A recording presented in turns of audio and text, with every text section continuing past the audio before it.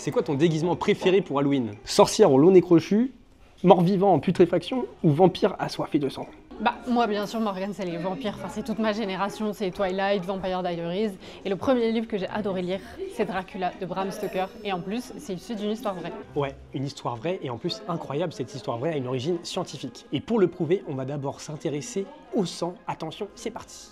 Le sang, c'est notre élixir de vie. Il transporte tout ce qui est important pour notre corps. Mais là, je voudrais me pencher sur deux choses. L'eau et le dioxygène. Leurs molécules H2O et O2 composent notre sang. Lorsque les atomes qui les composent ne sont pas associés, tout va bien. Mais sachez qu'avec un assemblage différent, l'équilibre du corps pourrait être totalement bousculé. L'eau oxygénée H2O2 est naturellement produite par notre corps. On l'appelle aussi le peroxyde d'hydrogène. Au premier abord, on pourrait croire que c'est juste de l'eau et de l'oxygène, mais c'est en réalité bien autre chose. Et croyez-moi, vous ne voudriez pas en avoir en trop grande quantité dans votre corps. Pourquoi? Eh bien, regardez ce qu'il se passe lorsque je le fais réagir avec du sang. Pour ça, il nous faut un cobaye. Quelqu'un? Bon bah je crois que ça va être moi. Donc là je vais faire comme les personnes diabétiques qui ont besoin de contrôler leur glycémie. Je vais prélever un peu de sang au bout de mon doigt. Première étape, je vais me désinfecter les mains avec de l'alcool A90 pour tuer les microbes présents sur ma peau. Voici donc l'autopiqueur. Une aiguille prête à piquer est à l'intérieur. Entre 1 et 5, je peux choisir la taille de la goutte que je vais faire. On choisit 1, 2, 3, 4, 5. Amaury? 4. Ah bâtard. Bon tu sais quoi? J'ai des grosses paluches, on va essayer avec 3. Le 6 indique qu'il nous reste 6 aiguilles dans la machine. Donc là, je vais piquer de côté parce qu'il paraît qu'au bout, c'est les petits capillaires et on aura moins accès à de belles gouttes de sang. Oh!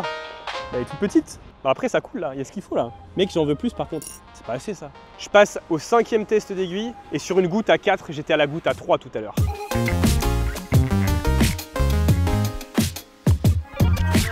Je vais mettre en contact l'eau oxygénée 10 volumes avec mon sang. Attention, c'est parti!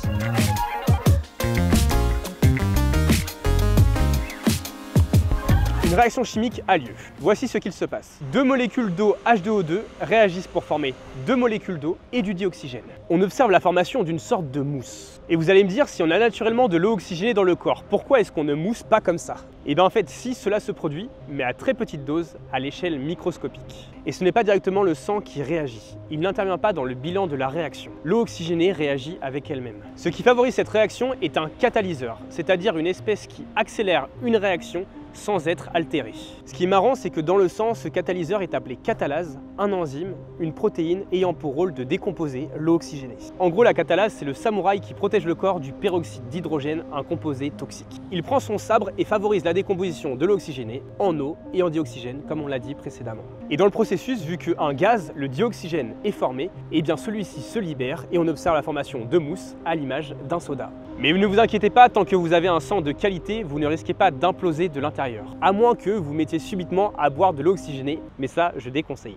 Bon, j'avoue, je vous aide pas si vous avez déjà peur du sang ou si je viens de développer une nouvelle phobie avec l'eau oxygénée. Mais en vrai, le sang, c'est vraiment quelque chose de génial. Déjà, c'est super bon et ça contient plein d'éléments avec chacun leur rôle bien défini. Un vampire ne peut pas vivre sans boire du sang. Et un humain ne peut pas vivre sans sang tout court. Le sang est ce liquide vital qui circule dans nos artères et nos veines et qui remplit de multiples fonctions pour notre corps. Dans les grandes lignes, il est composé de 44% de globules rouges, 1% de plaquettes et de 55% de plasma. Pour illustrer tout cela, je laisse la parole à mon collègue vidéaste Tanguy Leroux, pharmacien biologiste. Je te remercie Morgane, ça me fait vraiment plaisir d'intervenir dans ta vidéo. Je vous propose maintenant de faire un zoom sur notre sang et ses différents rôles dans notre corps. Le sang est un transporteur. Son premier rôle, ça va être de distribuer les différents éléments nécessaires au fonctionnement des cellules. Premièrement, le sang va apporter le dioxygène qui provient de nos poumons jusqu'à nos organes grâce à une protéine qu'on appelle l'hémoglobine et qui va justement donner cette couleur rouge caractéristique au sang. En plus du dioxygène, le sang va apporter tout ce qui est sels minéraux, hormones, sucres, vitamines qui sont essentiels au fonctionnement cellulaire. Une fois que nos organes ont utilisé ces différents éléments, le sang va devenir en quelque sorte l'éboueur de notre corps. Il va alors transporter les différents déchets qui ont été produits. Il conduit notamment le CO2, autrement dit le dioxyde de carbone, jusqu'à nos poumons pour qu'ils soient éliminés, ainsi que les autres déchets et toxines qui vont être conduits jusqu'au foie et aux reins et qui seront ensuite évacués par la sortie.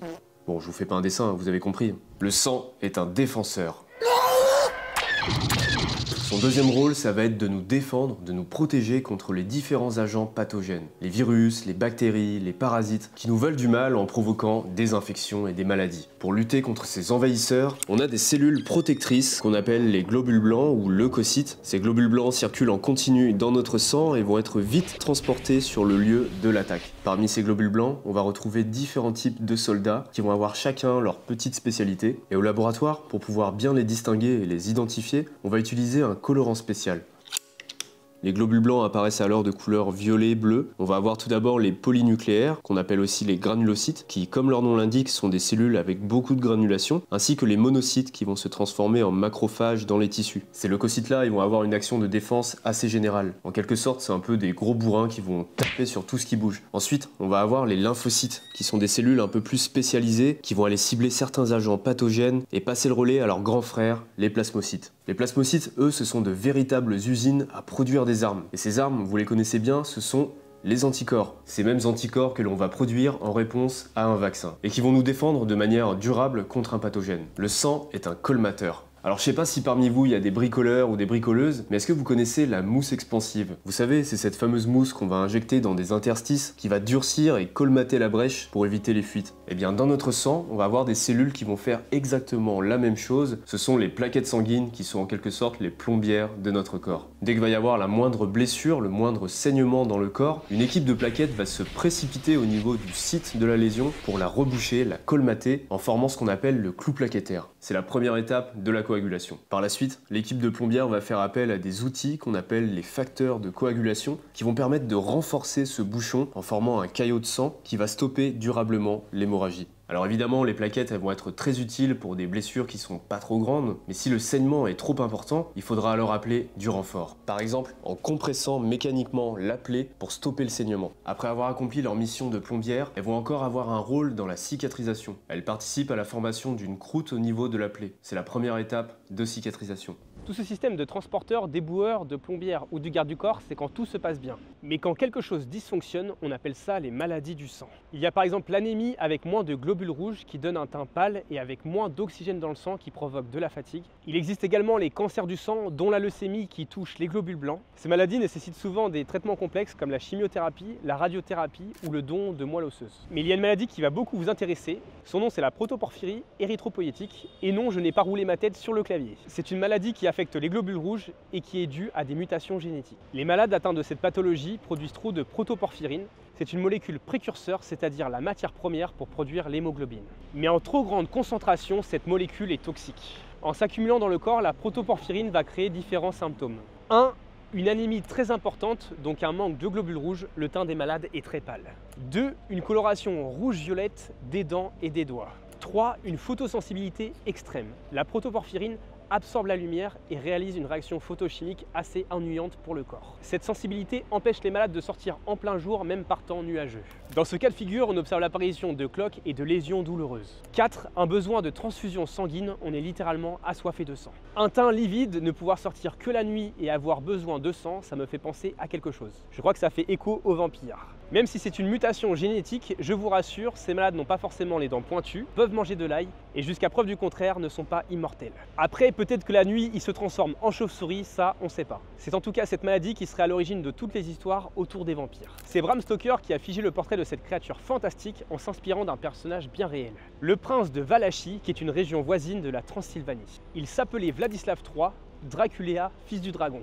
Pour sa participation à l'Ordre du Dragon, groupe ayant pour but de défendre la famille impériale de Hongrie. Il était connu pour sa brutalité et son penchant pour les punitions extrêmes, notamment l'empalement. Son nom reste dans l'histoire en tant que Vlad l'Empaleur ou Dracula. C'est comme ça que Bram Stoker a créé l'un des personnages fictifs les plus connus de l'histoire dans son roman gothique, Dracula. Comme quoi les meilleures histoires fantastiques trouvent leur inspiration dans le réel. Et bien sûr, il ne faut pas confondre science et mythe, les vampires ne sont qu'une invention.